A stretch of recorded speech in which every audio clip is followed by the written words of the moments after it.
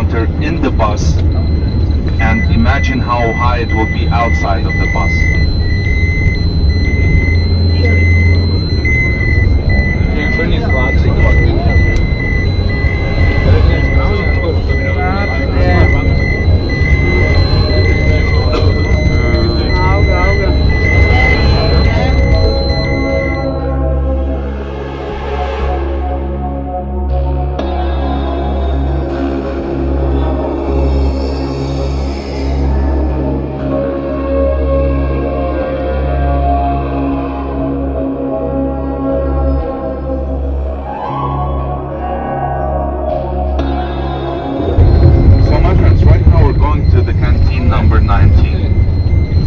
Canteen is located 500 meters away from the power plant, and it has been operating since 1975. So since 75 the workers were eating the food in that canteen, and the recipes did not change.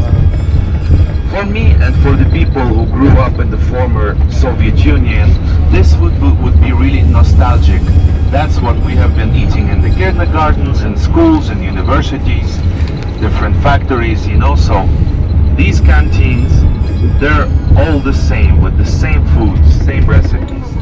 So you're going to experience the real Soviet food. So don't expect it to be a Michelin dish, but just try to, you know, capture this moment of eating this Soviet food and imagine yourself as a worker of the power plant.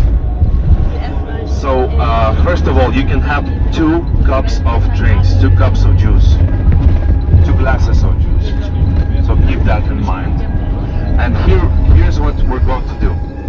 For those of you who did not order lunch, you can take your food and eat it in the canteen. That's perfectly fine. For those, well, and for all of us, we're gonna enter the canteen and we're gonna go through radiation control frames. Those are big scanners that scan clothes and skin to see if we caught any radioactive particles. So when we go inside, the gentlemen will go on the right and the ladies would go on the left, because these scanners are located on both sides. But after those scanners are the bathrooms. Left side for ladies and right side for gentlemen. So when you're done with the bathroom, please go up to the 2nd floor and let's meet me there. So don't stand.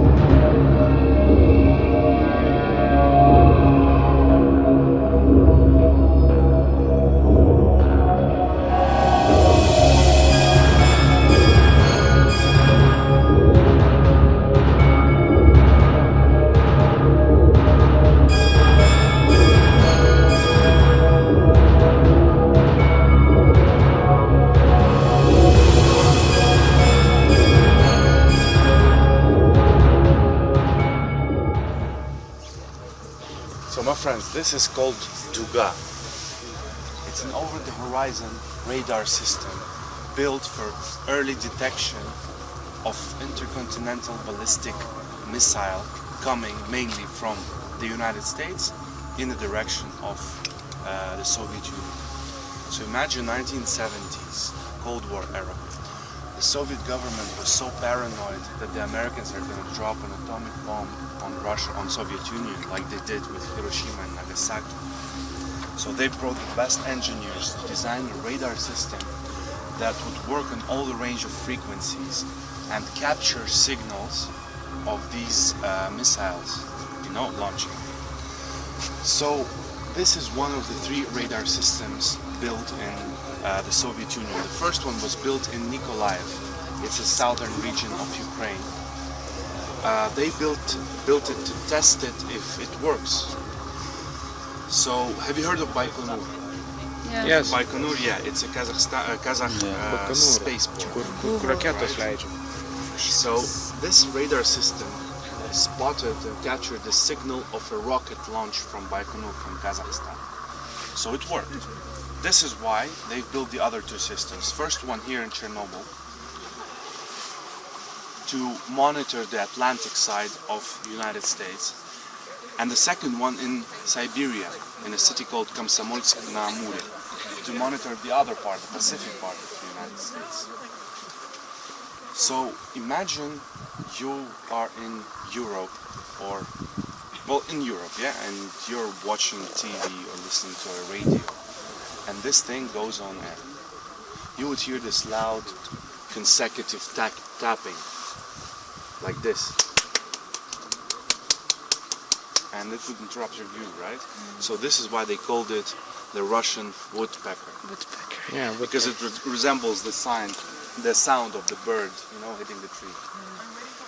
And they started to build it in 1972, and it took them 4 years to build it. So in 1976 it was commissioned, but it was working only in a test regime. So it never went on military regime completely. So there are 2 antennas. The bigger one works on the low frequencies, and the smaller one works on high frequencies. So the bigger one is 150 meters high and 500 meters long, and the other one, well, it's 90 meters high and 250 meters long. So it depends on different maps for some reason, because the Google Maps is showing something and the other official maps are showing the other thing. So it's basically 200 to 150 meters. Depends where you start counting. So imagine 150 meters high and almost a kilometer long. This thing weighs 18,000 tons, and the cost of it was approximately 7 billion Soviet rubles. In 70s, the currency rate was 1 ruble to $1 US. So imagine, just for comparison, to build 4 reactors, they spent 3.5 billion rubles. So half of what they spent here. So like I said before, all the Soviet maps show that this location here is a summer camp, right? Because this was top secret. And you would ask me, how can this thing be top secret, right? I mean, it's huge. And yes, from day 2, the American satellite captured an image of this radar system. And everyone in Europe knew about this radar system. So it's not the actual system, the radar, that was secret. It was the purpose of why they built it. So they started, making up theories, the Europeans and the United States. The first theory that the United States said is that this is a climate weapon, and it is built to control the weather and destroy the crops of America. Their corn and wheat and whatever.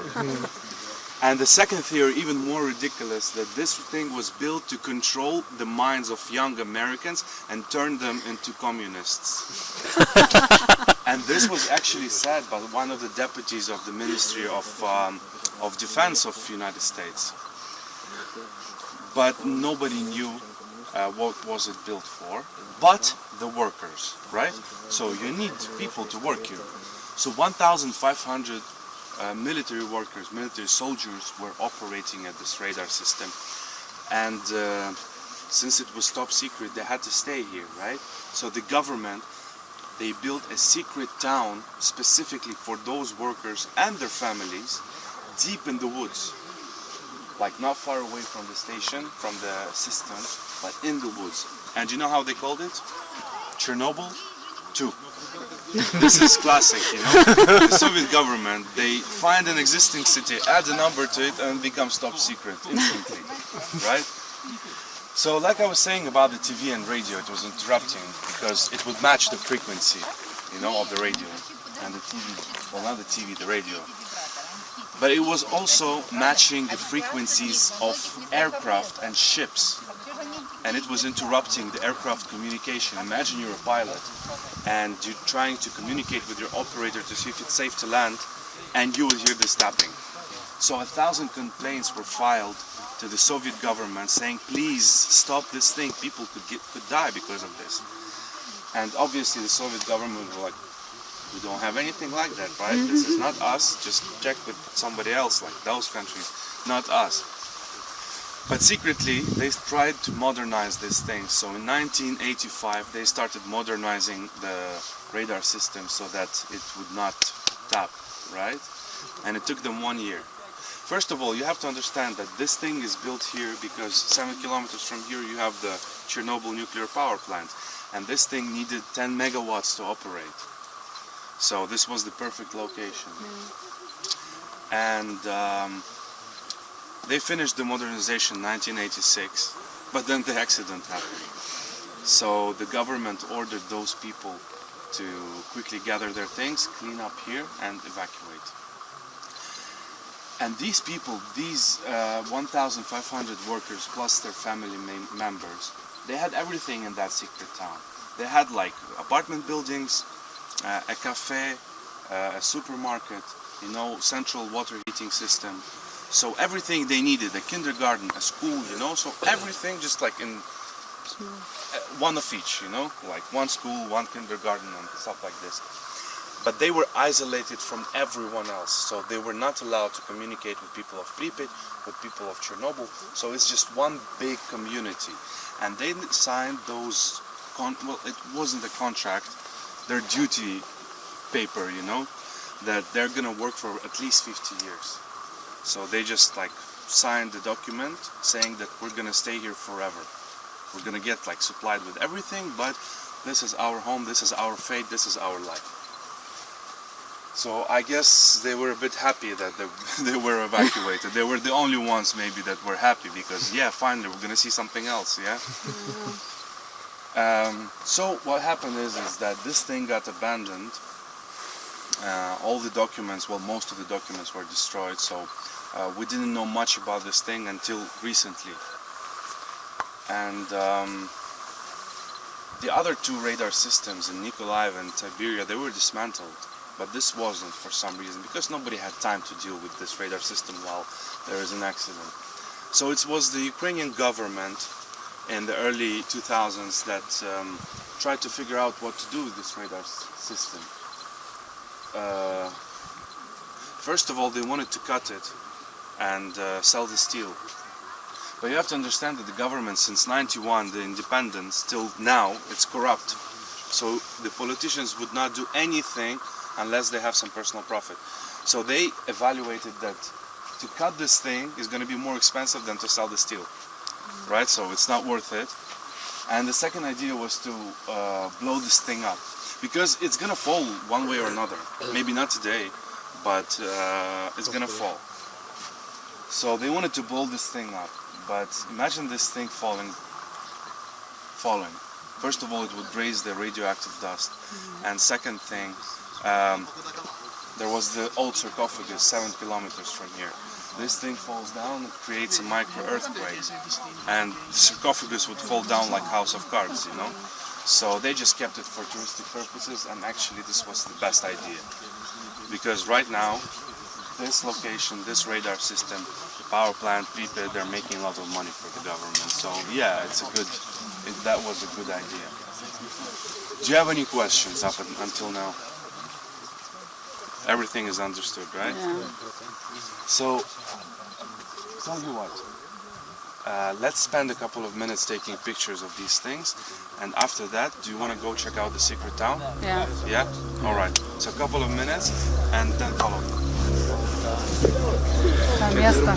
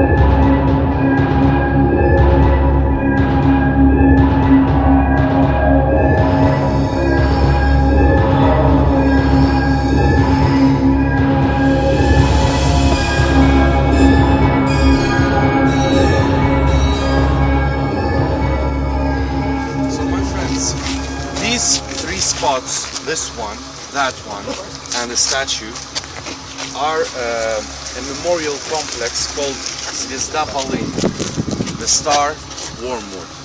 And I'm gonna explain each one of them. So, this one first. This right here is the map of the exclusion zone.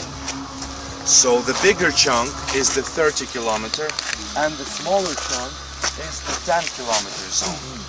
And these things are different villages and towns. Well, there are only two towns, Pripyat and Chernobyl here in the exclusion zone, but different villages. So basically when it was opened, they had candles in each one of those villages.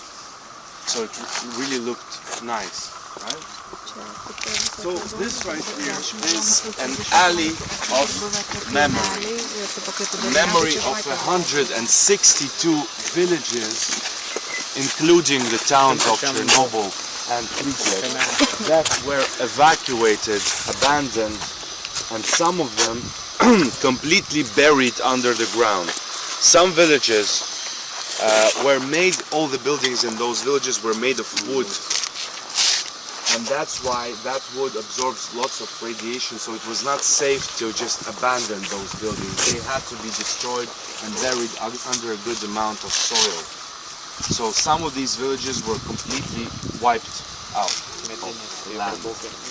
So these signs, this whole alley, are the signs of those villages that disappeared, vanished. So you see, and it's made like in the way of the cross, as in like dead. So basically this alley, once a year, all these grandchildren and sons and daughters of people who lived in those villages would walk through this alley to pay their respect. Some of them would put even flowers, you see. So almost 160,000 people were evacuated only in Ukraine from their houses. This is only the Ukraine part. This is the exclusion zone of Ukraine. So basically, right there would be Belarus. Belarus. So let's see the third spot, and let's run away from here.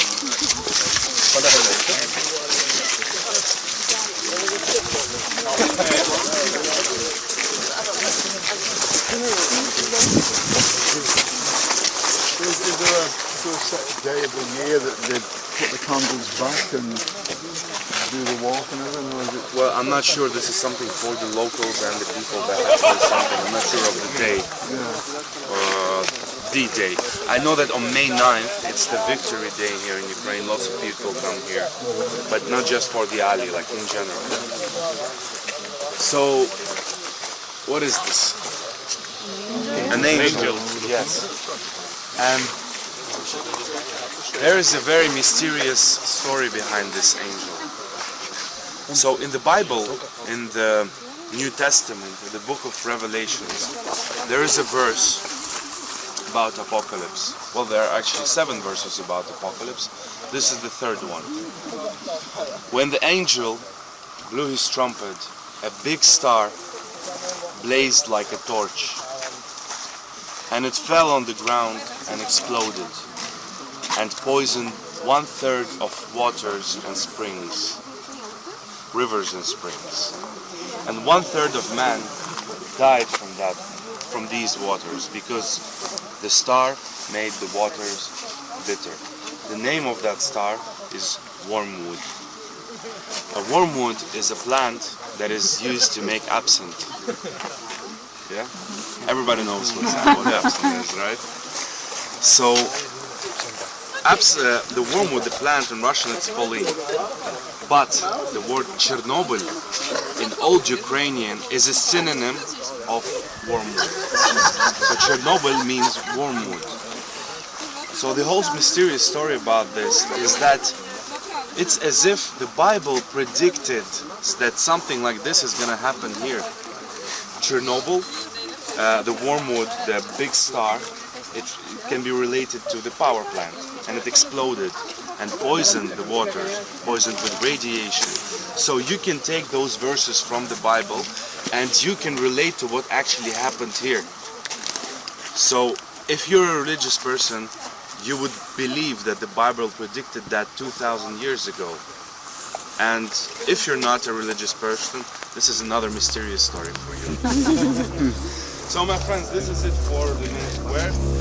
Let's head to the